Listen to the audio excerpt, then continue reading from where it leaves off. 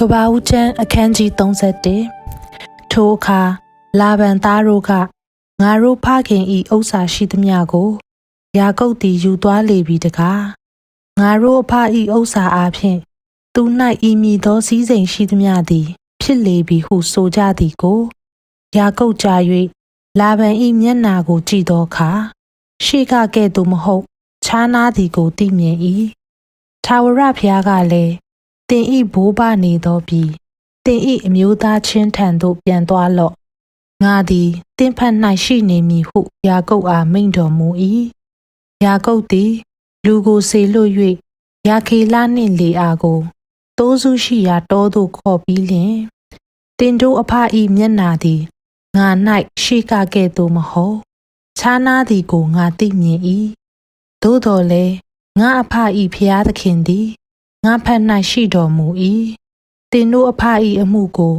ငါတတ်နိုင်သမျှအတိုင်းငါစောင့်သည်ကိုတင်တို့သိကြ၏တင်တို့အဖသည်လည်းငါကိုလှည့်စား၍ငါရထိုက်သောအခကို10 ကြိမ်လဲခဲ့ပြီးသို့တော်လည်းငါကိုညှင်းဆဲစေခြင်းကဖျားသခင်အခွင့်ပေးတော်မမူ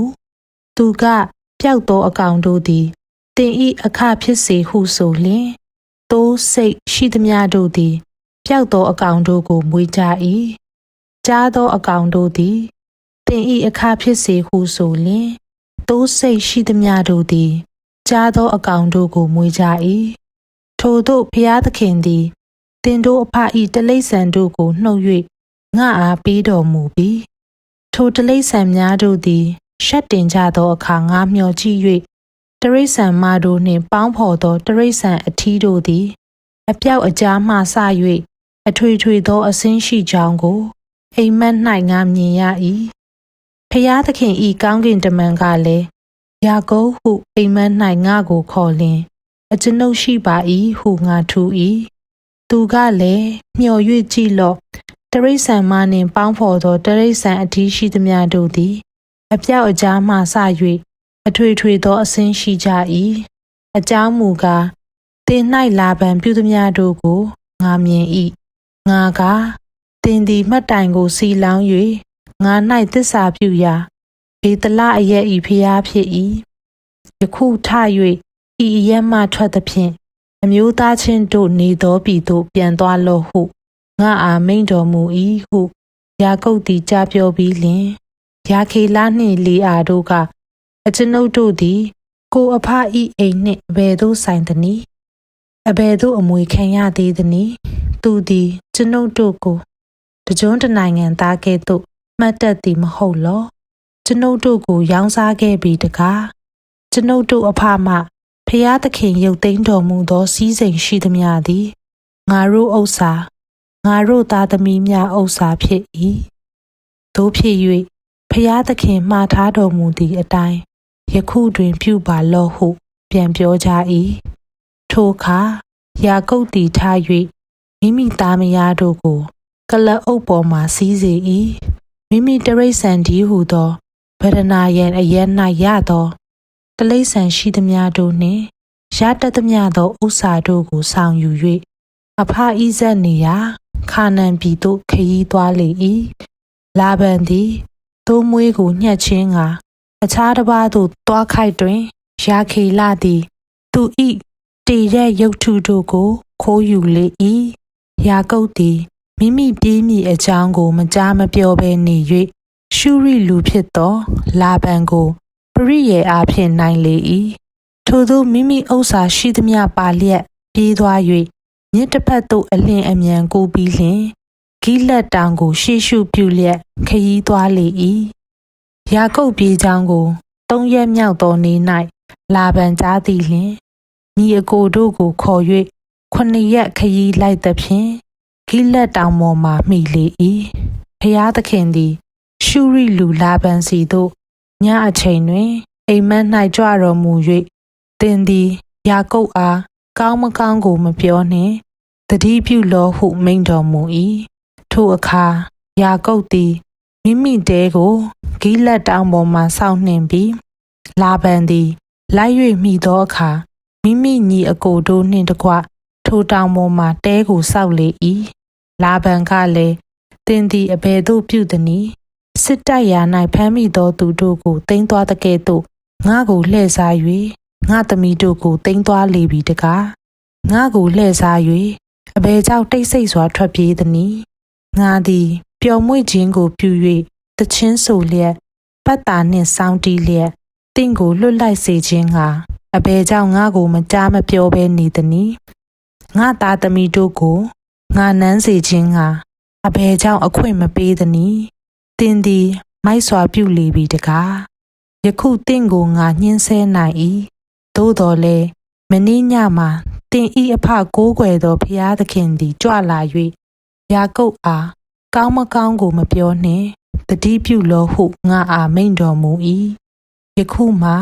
တင်သည်မိဘအိမ်ကိုအလွန်အောက်မေ့သောကြောင့်တွားရသည်ဟုတ်စေတော့ငါဤဖျားတို့ကိုအဘယ်ကြောင့်ခိုးယူခဲ့ရသနည်းဟုယာကုပ်ကိုဆို၏ယာကုပ်ကလည်းတင်သည်ကိုသမီးတို့ကိုအနိုင်သိမ်းယူခေါင်သိမ်းယူလိမ့်မည်ဟုကျွန်ုပ်စိုးရိမ်သောကြောင့်ထွက်ပြေးရ၏တင်ဤဖျားတို့ကိုမူကားအကျဉ်သူ၌တွေ့လျင်ထိုသူကိုသေစေလော့ကျွန်ုပ်တို့ညီအကိုများရှိတွင်တင်ဤဥစ္စာကိုပြညွန်၍ယူပါလော့ဟုလာဗန်အားပြန်ပြော၏ယာခေလခိုးချောင်းကိုယာကုပ်မသိလာဗန်သည်ယာကုပ်တဲလီအာတဲကျွန်မနှစ်ယောက်တို့ဤတဲသို့ဝင်၍ရှာတော်လဲမတွေ့လျင်လီအာတဲထဲမှထွက်၍ယာခေလတဲသို့ဝင်လေ၏ယာခေလသည်ထိုရုပ်တုတို့ကိုယူ၍ကလအုပ်ကုန်းနှီးတစားထဲသို့သွင်းထားပြီးလျင်ထိုတစားပေါ်မှထိုင်လျက်နေ၏လာဗန်သည်တတဲလုံးကိုရှာဖွေ၍မတွေ့လျင်ယာခေလကဖခင်ရှိမှကျမမထနိုင်သည်ဖြစ်၍စိတ်ရှိတော်မမူပါနှင့်မိန်းမတို့၌ဖြစ်မြဲရှိသည့်အတိုင်းကျမ၌ဖြစ်ပါသည်ဟုအဖအားဆိုလေ၏ထိုသို့လာဗန်သည်ရှာဖွေ၍ရုပ်တုတို့ကိုမတွေ့ရထိုအခါယာကုပ်သည်စိတ်ဆိုး၍လာဗန်ကိုဆုံးမသည်ကားကျွန်ုပ်သည်အဘယ်သို့ပြစ်မှား၍အဘယ်အပြစ်ရှိသောကြောင့်ကျွန်ုပ်ကိုဤများလောက်ပြင်းထန်စွာလိုက်ရသည်နီကျွန်ုပ်ဥစ္စာရှိသမျှကိုရှာဖွေသည်ဖြစ်၍တင်ဤဥစ္စာပရိကံတစုံတစ်ခုကိုတွေးမိလျင်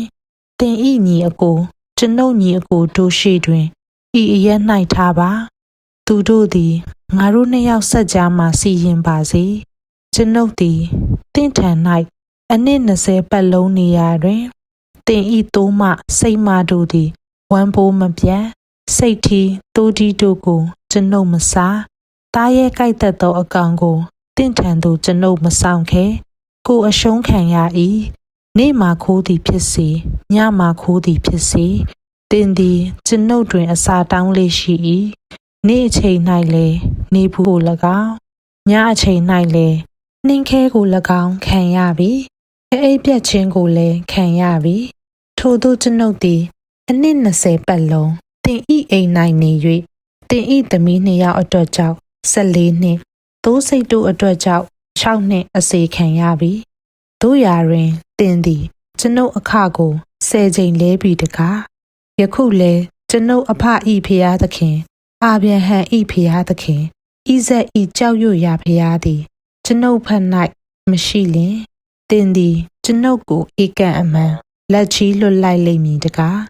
အကယ်စင်စစ်ကျွန်ုပ်ဆင်းရဲခံရခြင်းပင်ပန်းစွာလောက်ကန်ရခြင်းကိုဖျားသခင်မြင်၍မနေ့ညမှာတင့်ကိုဆုံးမတော်မူပြီဟုဆိုလေ၏လာဗန်ကလည်းဤသမီးတို့သည်ငါသမီးဖြစ်ကြ၏ဤသူငယ်တို့သည်ငါသားဖြစ်ကြ၏ဤတရိษံတို့လည်းငါတရိษံဖြစ်ကြ၏မြင်သမျှသောဥစ္စာသည်ငါဥစ္စာဖြစ်၏ငါသမီးတို့၌၎င်းသူတို့ဖွားမြင်သောငါတငယ်တို့၌၎င်းအဘယ်သို့ငါပြုနိုင်သနည်းတို့ဖြစ်၍ယခုတင်နှင့်ငါဆက်ကြား၌တက်တည်ဖြစ်စေ၍ငါတို့နှစ်ယောက်သည်ပဋိညာဉ်ပြုကြစို့ဟုယာကုပ်အားပြန်ပြော၏ယာကုပ်သည်လည်းကြောက်ကိုယူ၍မှတ်တိုင်ဖို့စိုက်ထူပြီးလျှင်ကြောက်များကိုစုထားကြပါဟုညီအကိုတို့အားဆိုသည့်အတိုင်းသူတို့သည်ကြောက်များကိုယူ၍ကြောက်ပုံကိုတီးလုပ်ပြီးမှထိုကြောက်ပုံအပေါ်၌စားတောက်ခြင်းကိုပြုကြ၏ထိုကြောက်ပုံကိုလာဗန်သည်ယေဂါတဟာဒုတဟု၍၎င်း ယာကုပ်သည်ဂိလက်ဟူ၍၎င်းသမုတ်လေ၏လာဗန်ကလည်းယနေ့ဤကြောက်ပုံသည်ငါနှင့်သင်ဤဆက်ကြား၌တက်တည်ဖြစ်သည်ဟုဆို၏ထိုကြောင့်ဂိလက်ဟူ၍သမုတ်ကြ၏မိဇပါဟူ၍သမုတ်ကြသေး၏အကြောင်းမူကားလာဗန်ကငါတို့သည်တယောက်နှင့်တယောက်ခွာသွားကြသောနောက်ထာဝရဘုရားသည်ငါနှင့်သင်ဤဆက်ကြား၌စောင့်တော်မူစေတည်းသင်သည်ငါသမီးတို့ကိုညှင်းဆဲသည်ဖြစ်စေငါသမီးတို့မှတပါးအခြားသောမိန်းမနှင့်စုံဖက်သည်ဖြစ်စေငါတို့၌လူသက်သည်မရှိဘုရားသခင်သည်ငါနှင့်သင်ဤဆက်ကြား၌သက်သည်ဖြစ်တော်မူစေတည်းဟု၍၎င်းတဖန်လဲငါနှင့်သင်ဤဆက်ကြား၌သင်သည်တည်လုပ်ခဲ့ပြီးသောဤကြောက်ပုံနှင့်ဤမှတ်တိုင်ကိုကြည်ပါလော့ငါသည်တင့်ကိုခိုက်ရန်ပြုခြင်းကဤကြောက်ပုံဤမှတ်တိုင်ကိုမကြော်ရတင်သည်ငါကိုခိုက်ရန်ပြုခြင်းကဤကြောက်ပုံဤမှတ်တိုင်ကိုမကြော်ရဟုဤကြောက်ပုံနှင့်ဤမှတ်တိုင်သည်တက်တည်ဖြစ်စေတည်းအာဗြဟံဤဖျားသခင်နာခေါဤဖျားသခင်